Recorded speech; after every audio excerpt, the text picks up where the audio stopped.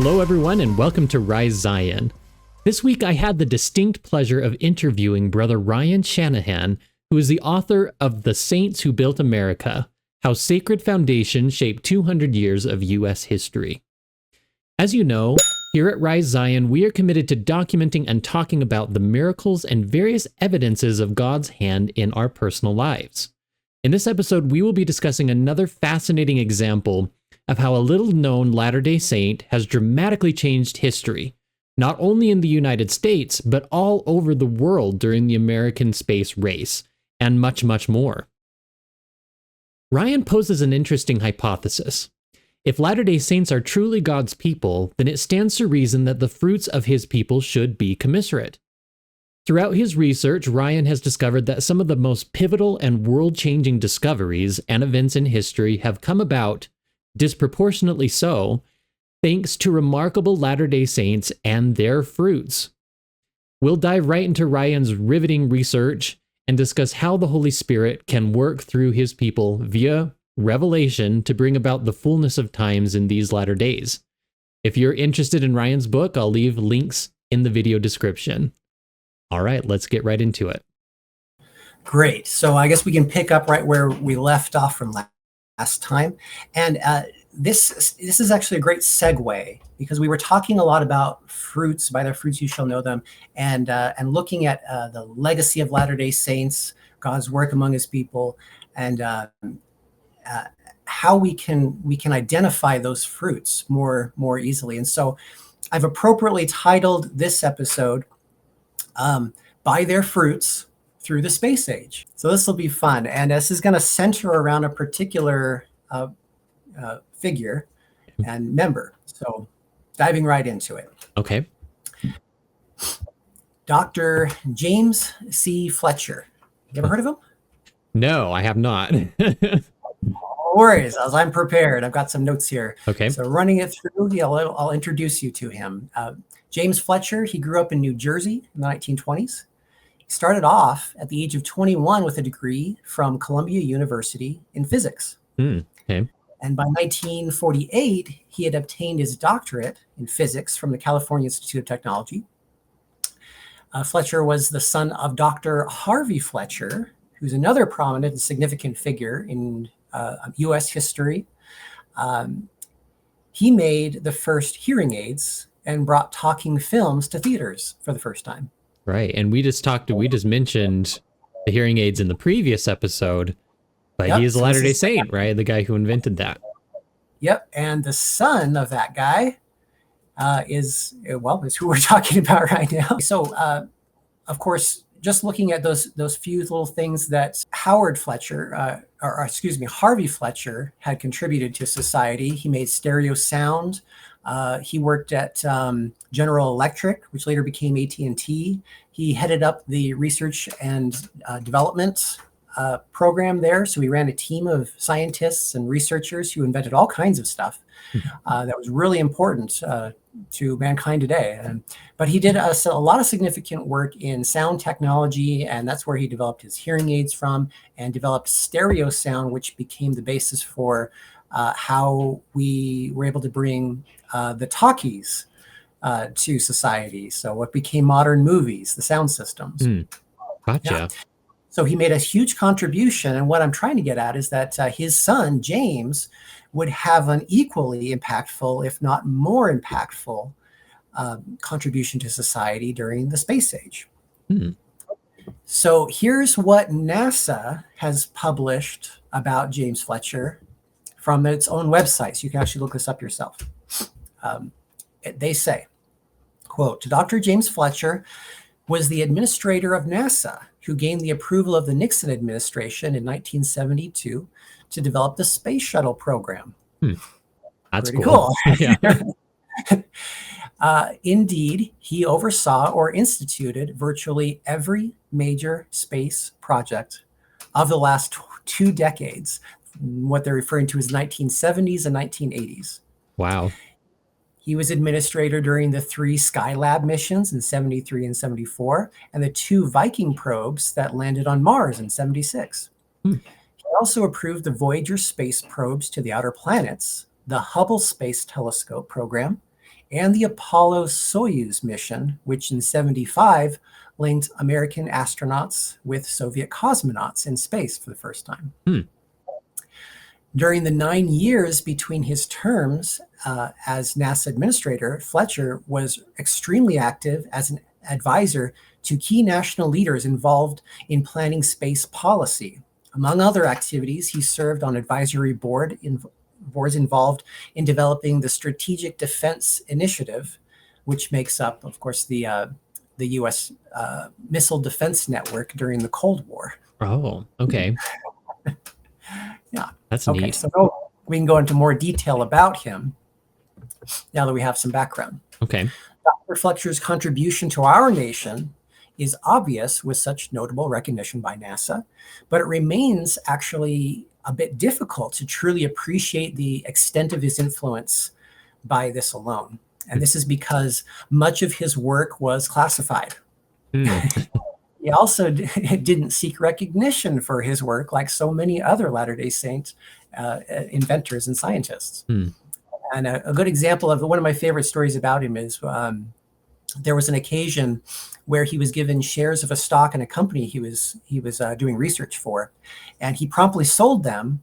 And his reason was that he stated he had no wish to engage in the pursuit of money. Oh, okay. Pretty amazing, right? Yeah. So the National Academy of Engineers described him this way. They said, Jim would never admit to being a politician, but throughout his career, his careful articulation of his views and his ability to argue logically his position resulted in reaching many important conclusions in the committees, businesses, and government activities in which he was constantly involved. Most of those activities were on the cutting edge of technology and made important contributions to defense or to the civil space program, unquote. Awesome. So significant guy, right? This guy's going to be like single-handedly putting us into space. It seems that way, right? That's cool. Of course, All right. It gets better. Uh-huh. So this we're just introducing the beginnings of his career. During World War II, Dr. Fletcher was a Navy research physicist and developing projects at Harvard and Princeton universities while also teaching for those schools. Oh. He was awarded patents in sonar equipment and missile guidance hardware. He was active in a variety of professional and government advisory groups, including membership on the President's Science Advisory Committee. He had also been a consultant to the Defense Department and the Arms Control and Disarmament Agency and chaired a physics review panel of the National Institute of Health. Even further, he was on or led several classified studies that made substantial contributions to the nation's defense. This is very much one of those guys where, well, they make me go, what am I doing with my life? Yes. He sounds like he's involved in everything. Yeah, very much so. So there's another interesting statements made by some of the other organizations he was involved with, including the University of Utah, who remembers Dr. Fletcher as the school's 8th president. Right? Wow. They say, with his background in science, mathematics, and engineering, Fletcher set the U on a path towards becoming a prominent computing research university. He established a computer science department within the School of Engineers, and during his tenure, the department became home to one of the first 4 nodes of the ARPANET, which was the precursor to the internet. Awesome. Fletcher stayed at the University of Utah for 7 years, expanding the Institute for Biomedical Engineering, which included the division researching artificial organs. Yeah, this research culminated in 1982 when Dr. William DeVries, who was also a Latter-day Saint, successfully implanted the first artificial heart into a human. DeVries' patient receiving the artificial heart was also a Latter-day Saint and the first in the world to receive such a transplant, which what this did is it extended his life for several months. And this innovation led to dozens of artificial organ transplants during the 1980s, which would extend the life of those waiting on a suitable donor. Oh, that's useful. Yeah. Yeah. It didn't last too long. Eventually, the FDA shut it down in the mid to late 1980s. But up to that point, it was fairly successful, and there were many transplants that were done because of the technology. Hmm. Okay, so back to Fletcher. Of course, most of Fletcher's direct contributions came from his work at the Guided Missile Division of the Ramo-Woolridge Corporation. While there, Fletcher helped design the intermediate range missile, the Thor, and the intercontinental missile, the Atlas. He also supervised the electronics and guidance work on the follow-up intercontinental ballistic missile, the Titan, and was program manager for development of the Minuteman missile. These technologies, paired with their missile defense and offensive capabilities, have made America a global fighting force, able to engage conflicts anywhere on the planet. These missile capabilities also make up most of the U.S.'s present nuclear force and have secured our nation's borders from aggressive foreign adversaries and near-peer military countries for the past 60 years. All right, ready for more? Yeah, that's a lot. Okay. My goodness, he's like involved in medicine and involved in defense and everything. Yeah, and that's really just before he became administrator of NASA. Yeah. So he's And so, of course, he's best known for his work at NASA as the fourth and the seventh administrator. Though he was involved in developing America's missile defense program during the height of the Cold War, he was also at the forefront of negotiations with representatives of the Soviet Union. Worked hard to de-escalate tensions between the countries, following advice from his father and the principles of the church. I mean, really, while others regarded Russia with contention and really like an enemy that needed to be thwarted, Fletcher, he took things differently. And again, if this is following the advice of his father, but he saw fellow citizens of the world in the Russians and children of God.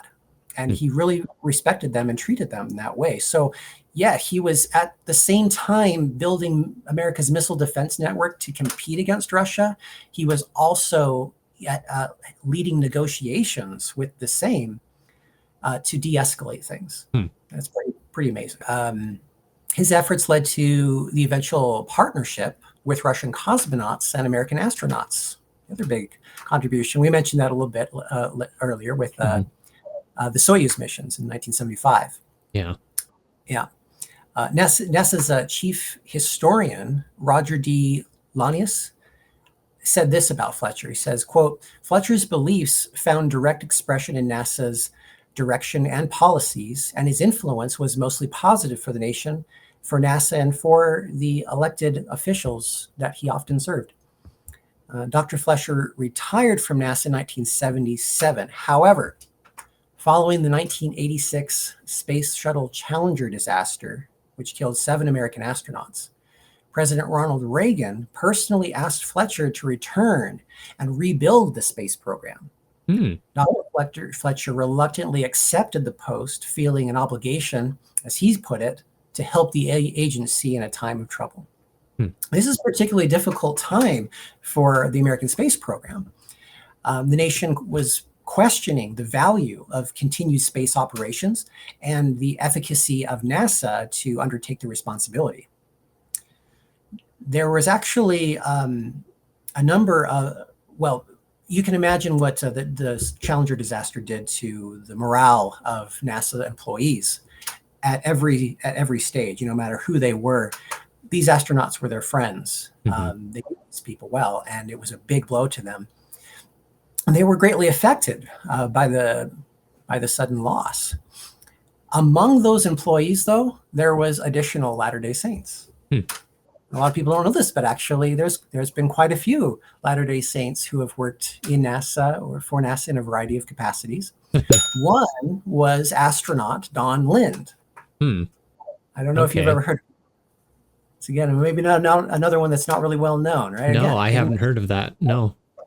Well, check this out. Don Lind first served as the director of lunar operations on, guess what? The Apollo 11 mission to the moon.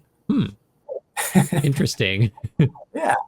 In 1985, Lynn had completed training, and he boarded the Challenger on an 8-day journey to study the Aurora Australis. And now it's been said many miracles surrounded Lynn's exploration into space, the largest being simply his safe return home. And this is because 9 months after his mission, the Challenger was lost. The 7 astronaut crew members on board were killed. Lynn believes a priesthood blessing protected him and his crew from a similar fate as they hurtled through the Earth's incinerating atmosphere, as he would reflect on. He said this of the experience once in an interview, reflecting on the loss of his friends. He says, "We weren't more righteous or more deserving of the Lord's help. Those on the Challenger were good people, but it had been promised to us." So he definitely credited that priesthood blessing to his safe return, even though the same fate could have easily befallen him. Interesting. Yeah, well, I think that this really highlights, though, I mean, like, rocket technology is very complicated. It's certainly, it's on its surface, it just looks very simple, right? You just shoot your rocket at the enemy, right? It is. But I mean, North Korea has been trying for, decades to try to get their missiles to do what they want them to, and it's a very challenging thing. So it's very interesting to me when you said that Ronald Reagan specifically asked for him to come back and to direct NASA again, because it seems to me that he had the magic sauce or the magic ingredient, to help things to move along. Yep. He knew he was the guy for the job. And famously, Ronald Reagan surrounded himself by Latter-day Saints. They were in his administration. He, when he was governor in California, he noted their policies, their contribution to communities, and respected it very highly. So what happens then? Ronald Reagan goes and he's like, "Fletcher, we need you. Come on back." And Fletcher's like, "Yeah, okay, I'll do it." He was reluctant. He's an old man at this point, but like, okay, the administration's in trouble. The organization needs my help. I owe it to them. And so he does this. He comes back, he shuts down shuttle launches, and he directed the complete redesign of many of the components of the space shuttle. Huh. He's just like, "Nope, this is wrong. This is wrong. I'm just going to fix it." He focused on reinstituting and enhancing safety standards. And this was particularly significant because they'd become lax over the years that he had been absent in retirement. He also reorganized leadership within the organization. So he's like, "Okay, yeah, these people aren't doing the job that they need to be doing. We need to change things up a little bit, maybe reassign them, hire some new people." And that got things done. So he oversaw the shuttle program's return to flight 2 years later and greatly expanded the use of expendable launch vehicles and sending satellites into space. So he ended up oversight and direction during this time. I'll put it this way. The refit kept the space shuttle program going for the next 20 years. Well, highly significant, right? The last shuttle actually was the Atlantis, and it was retired from launches in 2011. Yeah, I think it's in a museum now. Actually kept that one. The others were dismantled. Yeah. So let's see.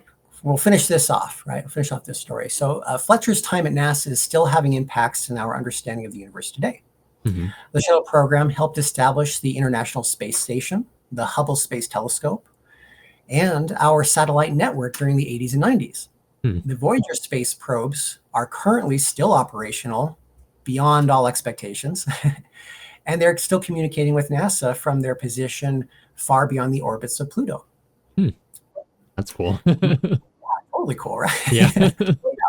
And they're giving us a lot of really cool information about what space is like out that far.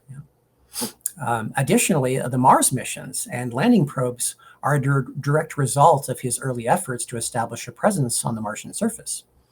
And then there's a bunch of awards that he received too. He has NASA's Distinguished Service Medal, the Air Force Exceptional Civilian Medal, just to name a few. Mario S. de Phillis wrote this about him. It says, another interesting influence was Fletcher's Mormon belief in the non-selfish stewardship over God's creation as a common inheritance. This belief manifested itself as his emphasis on applications of satellites to help make the planet a better place to live and to avoid environmental damage. In general, Fletcher's leadership reflected his Mormon beliefs about nature and divinity. James Fletcher passed away in 1991, and a year later was inducted into the International Space Hall of Fame, a final acknowledgement of his service among many achievements, far outperforming so many others among his influence. The NAE appropriately concluded, quote, James Fletcher distinguished himself in every activity he undertook. He was always a leader, always the cool analyst, always seeking the best advice available, and at all times an aggressive, enthusiastic producer of results. His many contributions to the nation in defense and education and to the world in civil space will be permanent reminders of his dedication, intelligence, vision, and patriotism. Wow. It's really interesting how involved in everything he was. He's very much like a precursor to Elon Musk. He's like, I think that's right. Yeah, I think that's a very good he's analogy. very much involved in space exploration and rockets, and actually had a hand in building the rockets like Elon Musk. And then not only that, but also he also had precursor, set the stage, let's say, for the beginnings of the internet. So right. I guess analogous to that would be Elon Musk's Starlink. So a different type of internet, but nonetheless. Well, how interesting. That's really fascinating. I guess the thing to point out about this is not to elevate James Fletcher in his role and what he contributed to society, because even he would point out the value of his beliefs in all that he did and was or accomplished. Right. And many of these same scientists have done the same. For instance, Philo Farnsworth, who invented the television, and dozens of other things. He invented the television when he was 14. Yeah. He's 14 years old. I've actually read a little bit about him, so I know a little bit about how he was because he was from Idaho, and how the rows of potatoes influenced the pixels of the screen. But that's a really fascinating story. Well, it's really interesting to me too how all of these things are like working together too, because it's not just like an isolated thing. It's like he set up the precursor for the internet, and then right over here, you have this guy in Idaho, and he's inventing the television screen, which is like computer monitors and everything, so it's not just like an isolated modern phones and everything. This screen started off with the invention of the television, right? Yeah. So, And the point to that, to bring Farnsworth into this, is his own statement about his contributions. Because his wife, years later, in an interview, said that he never liked to take credit for the things that he contributed to society. So he wasn't well known for it. In fact, there was this article that was once written stating that he was one of the most accomplished scientists that nobody had ever heard of. Yeah. Yeah. It's like, I knew that there was a guy out there who was responsible for doing a lot of rocket stuff. Like I knew that. I didn't know, to what extent, because that's much more extensive than what I thought. I thought he was just mostly involved in defense, but yeah, that's significant. But everyone from James Fletcher to Philo Farnsworth to Henry Eyring Sr. and guys like Harvey Fletcher, James Fletcher's father, they were all extremely humble about their contributions, and this very much reflected their faith, their beliefs, and their discipline with themselves and between them and their God.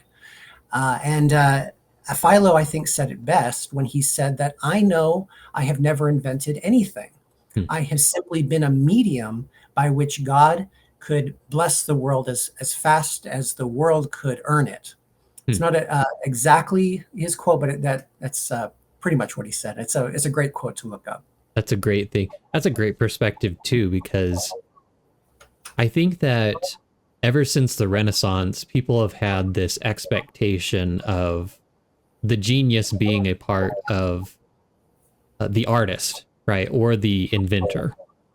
When prior to that, it was a very interesting, a different paradigm, because prior to the Renaissance, people would attribute inspiration coming from outside of themselves from a divine source, rather than the genius being a part of the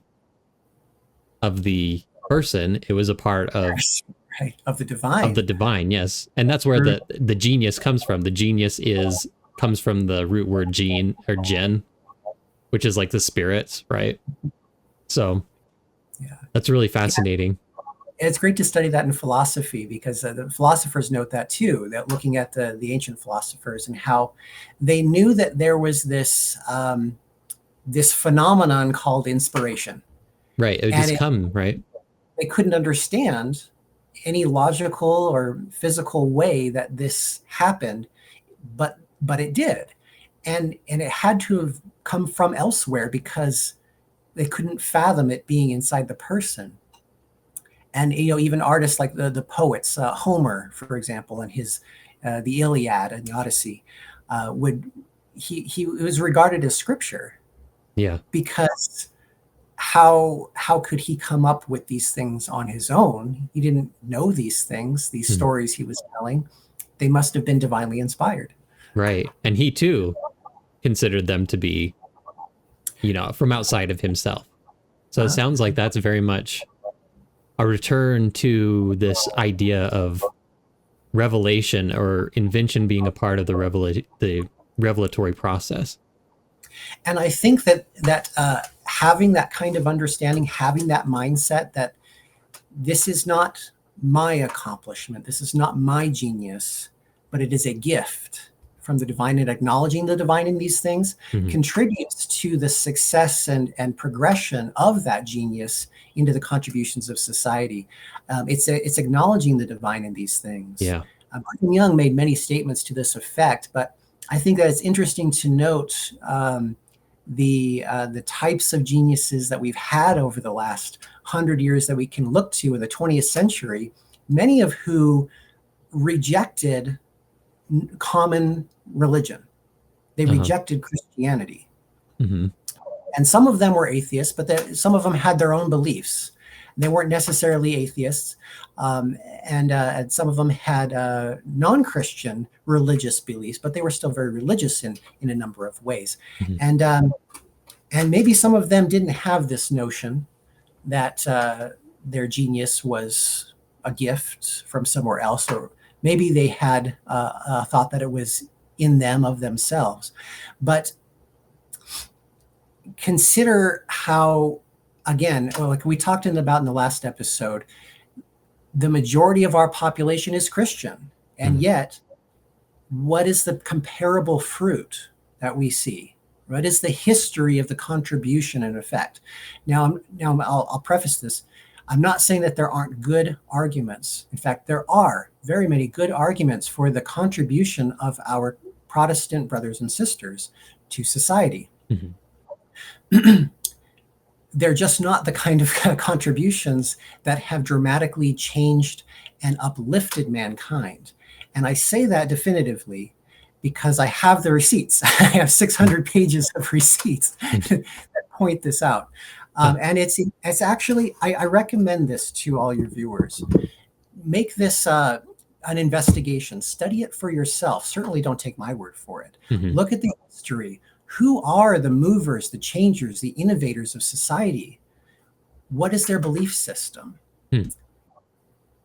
Find out. It's exciting. It's fascinating, but you'll see very quickly that Christianity doesn't seem to be commonly among those innovators.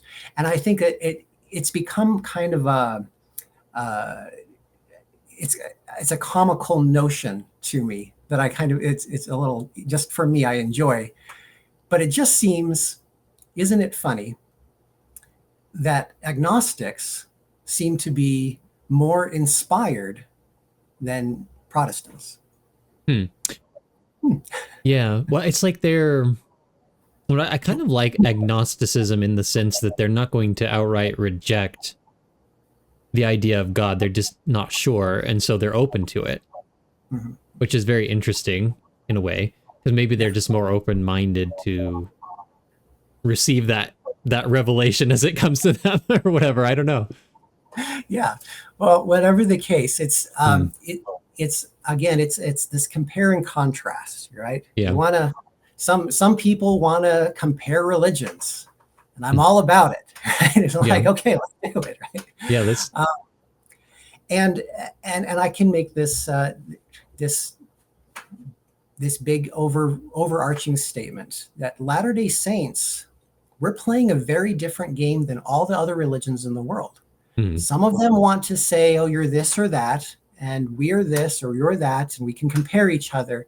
And they think that we're playing at least in the same ballpark. We're not.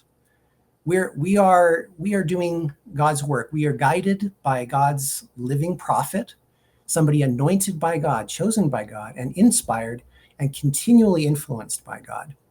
Just as he did in all of the ancient days, he is continuing to do now, as he said he would, right? God's the same yesterday, today, and forever, right? Surely I will do nothing except I reveal my secrets to my servant, the prophet. Biblical scripture there, right? Yeah. So we know God's not going to change. He's still doing the same thing that he's done in every other age. Don't know why it's so hard for people to figure out and accept, but here is the fruit. We've talked about a few things here. And again, it's not to elevate the scientists like Fletcher, who's an amazing contribution to society, but even he would recognize that these things come from God, and his devotion to God is what inspired him to be the man that he ultimately became and was for America and for the world. Yeah. And I guess the conclusion to that is that that gift is not unique to Latter-day Saints. It's available to everyone. And that is the message of the Latter-day Saint Church, the Latter-day Saint people, is that you have a free invitation to come and get some of this inspiration yourself. You can have the Holy Spirit be with you and guide you in many ways in your life. Yeah. I really like that. That to me is one of the central pillars of the restoration, I want to say, because it's Joseph Smith said, he had this experience with God, but he also wants all of us to have that as well. So that to me is just very, very interesting. And your stories seem to be tying that together in a way that maybe most people haven't even considered. So yeah. Come and experience the divine. We're here, and it's an invitation. You don't have to, but we'd love to have you if that's something that you're interested in. Of course, yeah. All right. Well, are you ready to end this, or do you have any other remarks that you'd like to add? I think that's a good way to wrap it up. All right. Well, thank you so much for watching this episode, everyone. If you haven't already, please make sure to like, comment, and subscribe. Stay tuned for our next episode. We're going to be talking about more stories from Ryan, telling us about how Latter-day Saints have influenced U.S. history. All right. Thank you. Until next time. Bye.